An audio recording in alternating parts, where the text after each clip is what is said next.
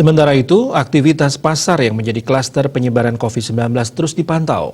Setelah sebelumnya menyasar pedagang di beberapa pasar, tes rapid dan swab kembali dilakukan kepada 286 pedagang pasar Desa Adat Padang Sambian setelah salah seorang pedagang dinyatakan positif COVID-19. Kepala Kelurahan Padang Sambian Loh Sri Uma Saraswati mengatakan, langkah ini dilakukan tidak terlepas dari adanya salah satu pedagang di pasar setempat positif COVID-19.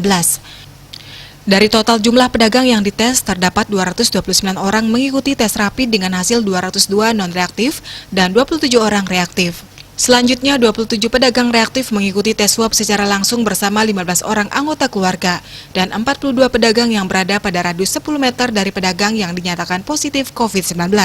Seluruh pedagang yang dinyatakan reaktif dan mengikuti tes swab diwajibkan melaksanakan isolasi mandiri sambil menunggu hasil swab, serta langkah antisipasi juga pasar ditutup selama 3 hari mulai tanggal 26 Juni.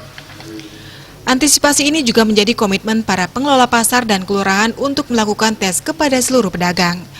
Langkah cepat ini diharapkan dapat meningkatkan kewaspadaan bersama dan selalu taat pada protokol kesehatan di dalam pasar tradisional.